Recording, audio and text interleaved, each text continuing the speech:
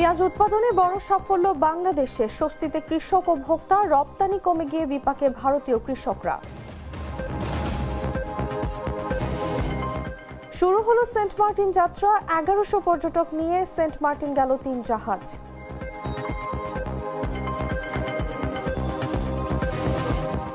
পাবনায় 4 দফা দাবিতে পরীক্ষা বর্জন, সরকারি শিক্ষকদের দুশ্চিন্তায় অভিভাবক ও শিক্ষার্থীরা, দাবি বাস্তবায়ন না হওয়া পর্যন্ত চলবে কর্মবিরতি।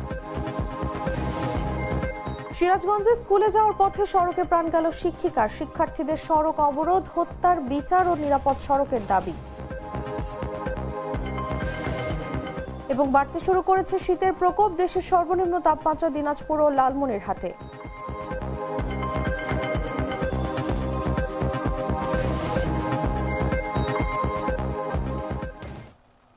এতক্ষণ শুনছিলেন সংবাদ শিরোনাম। দর্শক, আমন্ত্রণ দেশ জুড়ে সংবাদে, সাথে আছি আমি তসলিমা তিথি।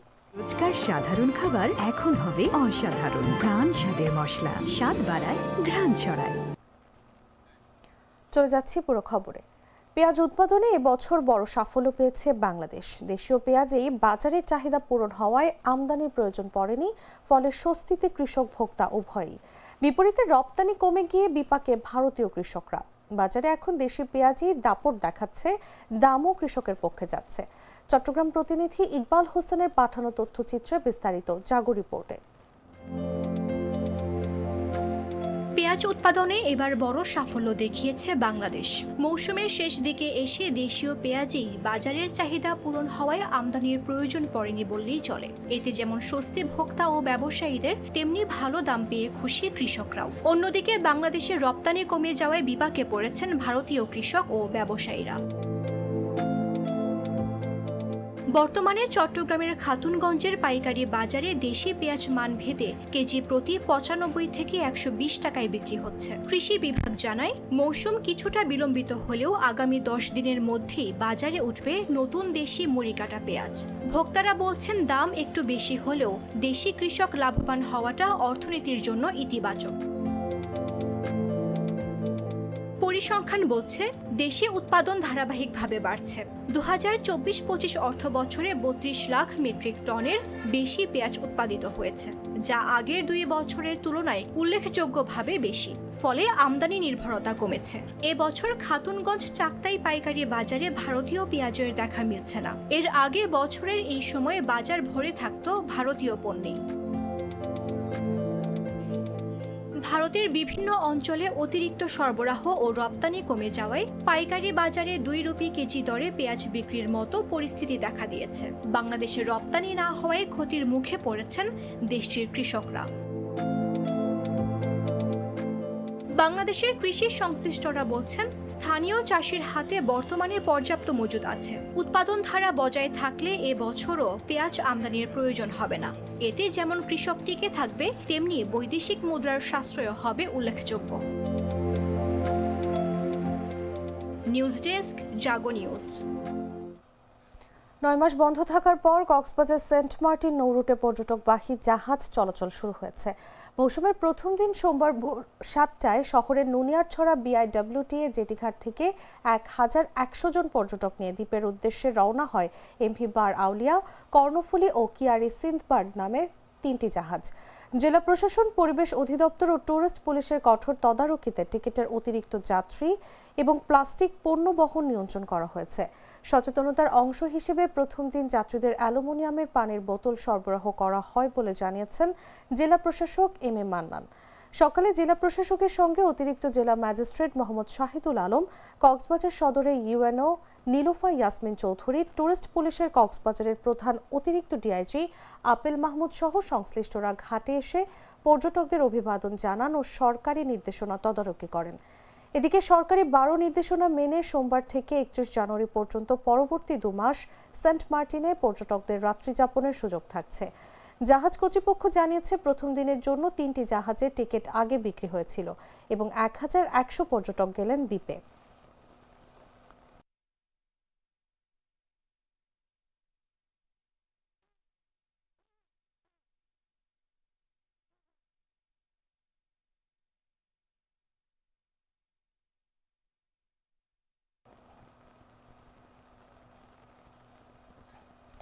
এদিকে সেন্ট মার্টিন থেকে শাহপরের দ্বীপের উদ্দেশ্যে ছেড়ে আসা একটি যাত্রীবাহী স্পিড বোট উল্টে মা ও মেয়ের মৃত্যু হয়েছে।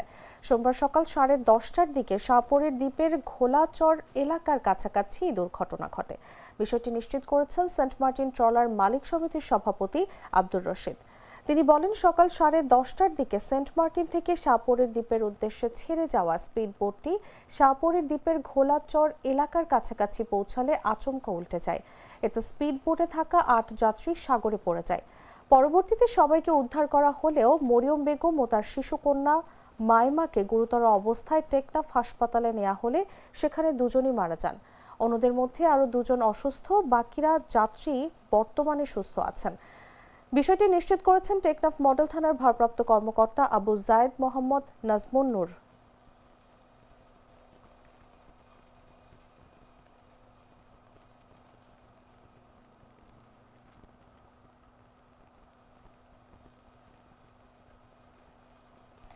ক্লাস পরীক্ষা বর্জন করে কর্মবিরতি পালন করছেন পাবনার সরকারি মাধ্যমিক বিদ্যালয়ের শিক্ষকরা। মাধ্যমিক ও উচ্চশিক্ষা অধিদপ্তরের নির্দেশকে বৃদ্ধাঙ্গুলি দেখিয়ে সহকারী শিক্ষক পদকে 9ম গ্রেডের বিসিএস ক্যাডারভুক্তকরণ ও নিয়মিত পদোন্নতি সহ 4 দফা দাবিতে কর্মবিরতি পালন করছেন তারা।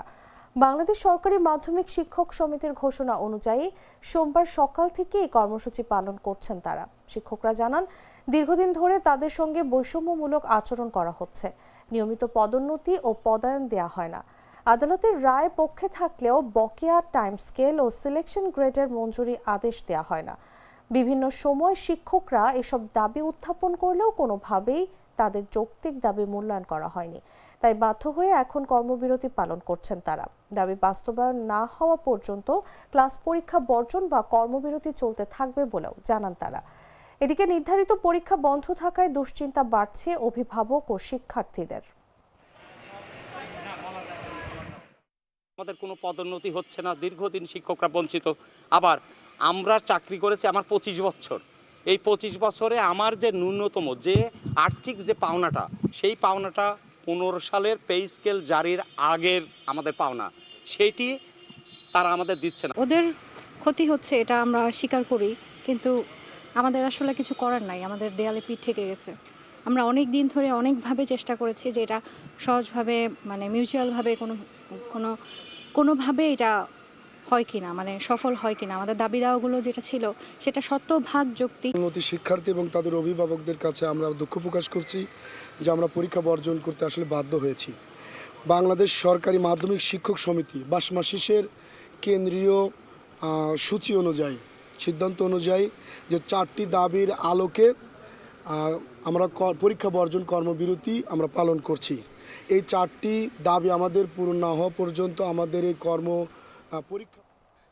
সিরাজগঞ্জের শাহজাদপুরে মাটিবাহী ড্রাম ট্রাকের ধাক্কায় সাবিনা খাতুন নামের এক স্কুল শিক্ষিকার মৃত্যুর ঘটনায় সড়ক অবরোধ করেছেন শিক্ষার্থীরা। সোমবার বেলা 11টা থেকে উপজেলার বকুলতলা আনসার মোড় এলাকার গাড়াদহ মোহনপুর আঞ্চলিক সড়ক অবরোধ করে বিক্ষোভ করেন তারা। এতে স্থানীয় অভিভাবক, শিক্ষক ও শিক্ষার্থীরা অংশ নেন। শিক্ষার্থীরা এই হত্যার বিচার ও নিরাপদ সড়কের দাবি করেন। স্থানীয় অভিভাবকরা বলছেন, গাড়াদহ মোহনপুর আঞ্চলিক সড়কের বকুলতলা আনসার মোড় এলাকায় সম্প্রতি মাটি ব্যবসায়ীদের কারণে ড্রাম ট্রাক চলাচল বেড়েছে। এতে ছেলেমেয়েদের স্কুলে পাঠিয়ে দুশ্চিন্তায় থাকেন তারা। তাদের দাবি, সকাল 7টা থেকে সন্ধ্যা 7টা পর্যন্ত এই সড়কে যেন ড্রাম ট্রাক চলাচল নিষিদ্ধ করা হয়। এর আগে সকাল 9:45টার দিকে স্কুলে যাওয়ার পথে বেপরোয়া মাটিবাহী ড্রাম ট্রাকের ধাক্কায় শিক্ষিকা সাবিনা খাতুনের ওই স্থানে মৃত্যু হয়। তিনি পার্শ্ববর্তী কায়েমপুর ইউনিয়নের বলদিপাড়া সরকারি প্রাথমিক বিদ্যালয়ের সহকারী শিক্ষিকা ছিলেন। এ বিষয়ে শাহজাদপুর উপজেলার নির্বাহী কর্মকর্তা বলেন, শিক্ষিকার মৃত্যুর ঘটনায় বিক্ষুব্ধ শিক্ষার্থী ও অভিভাবকরা সড়কে গাছ ফেলে যান চলাচল বন্ধ করেছিল। পরে পুলিশ ঘটনাস্থলে গিয়ে তাদের দাবি পূরণের আশ্বাস দিলে তারা চলে গেছে।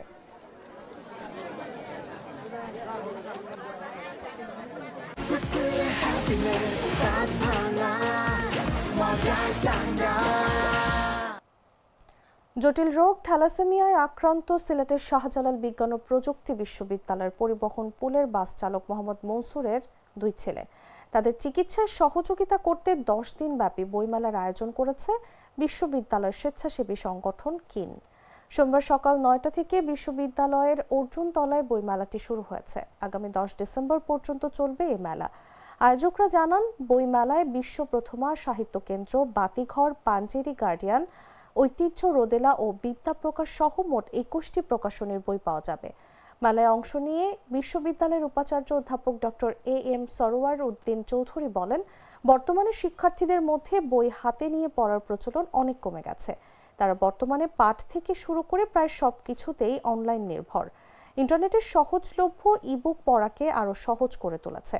তবে শিক্ষার্থীদের এমন উদ্যোগ সত্যি প্রশংসনীয় এবং আনন্দের।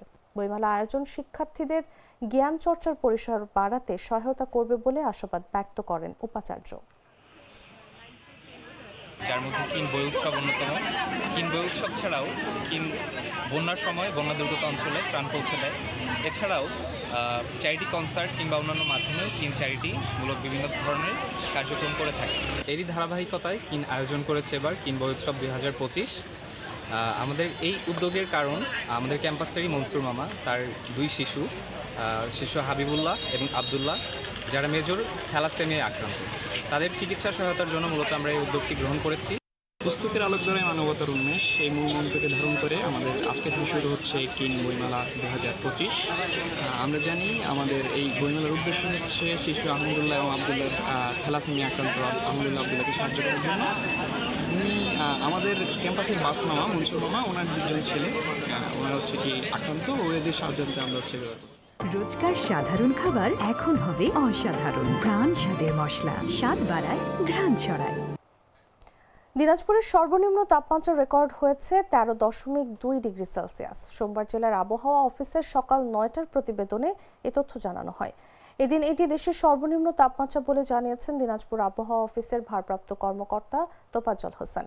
এদিকে লালমনিরহাটেও সর্বনিম্ন তাপমাত্রা 13.5 ডিগ্রি সেলসিয়াস রেকর্ড করা হয়েছে। কুড়িগ্রাম রাজারহাট কৃষি আবহাওয়া পর্যবেক্ষণাগার ভারপ্রাপ্ত কর্মকর্তা সুবেল চন্দ্র সরকার বলেন, কয়েকদিনে এই তাপমাত্রা আরও কমতে পারে। কুয়াশার ঘনত্ব অব্যাহত থাকার সম্ভাবনা রয়েছে। শীতের এই তীব্রতায় স্থবিরতা নেমে এসেছে কর্মজীবী মানুষের জীবনে। বিশেষ করে দিনমজুর, রিকশা চালক ও কৃষকদের ভোগান্তি চরমে।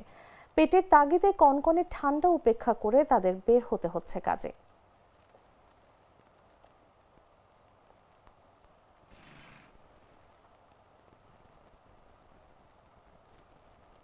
দর্শক, সংবাদ শেষ করার আগে শিরোনামগুলো জানিয়ে দিচ্ছি আরও একবার।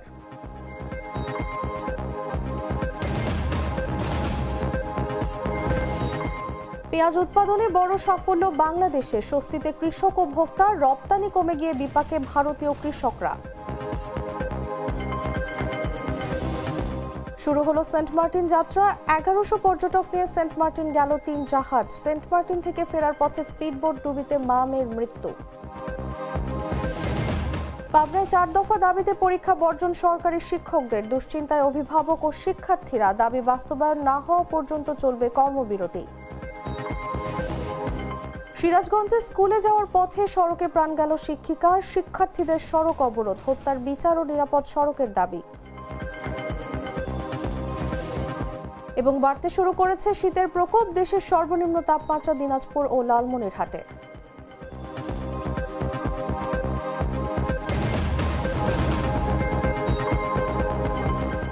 দর্শক, এই ছিল দেশ জুড়ে সংবাদে। এরপর দেখবেন সন্ধ্যা 7টা নিউজ।